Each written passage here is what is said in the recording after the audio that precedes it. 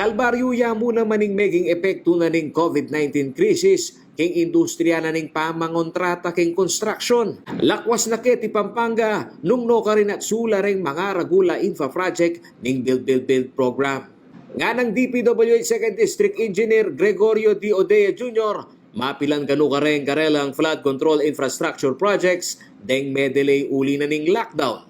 Sakop na ning 2nd Engineering District ding balena ning Florida Blanca, Guagua, Lubao, Porac, Sasmuan at Santa Rita. Keraklan kareng mebang kita balen, banwa-banwang lulbog pat se kauran. Ding time suspension niya po, resumption order at di ka adjustment niya po kitang target completion date na.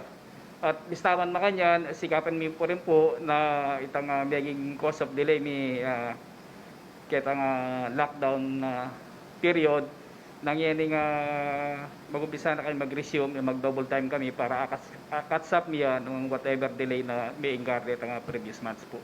Agpangpakang Engineer Odea, pakikorkulara mo naman inggabilyan da rin construction workers. Ang giyang mamirapal lang mayari ring proyekto, dapat iapamurin kanong mipatupad ing health security standard ka ring construction sites.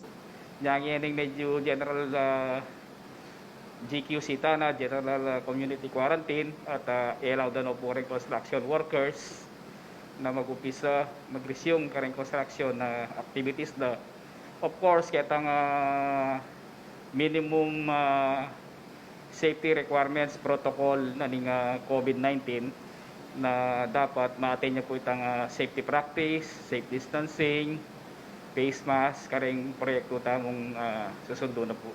Bukod king annual budget akakwara ring balen para king pa magluwalas ka ring sapa, kaya belang misasamas ring flood control project AEMU slope protection king ilog nune ang giyang ring waterways king Pampanga River. King kasalungsungan at inyang anam a major project ing 2nd Engineering District. King dato sa binye ng Odea suking 33.74% ing karelang accomplishment rate. Keraklan kareni, slope protection la, king Guagua River, Sasmuan at king Balena ning Santa Rita. Apat naman ring local project kareng low-lying areas ning Lubao. Base king pamanigaral ning technical working group ning DPWH, dakala ko konsidera king pamanyamas kareng waterways. Uling, nagpabayo ing level na ning Gabon, pauli na ning deposito na ning LAR, ay ba't king pamamakbong ning Mount Pinatubo. Nakanubayo yung albog para kareng nemalen at suking permanent danger zone kareng balen na malapit king coastal areas.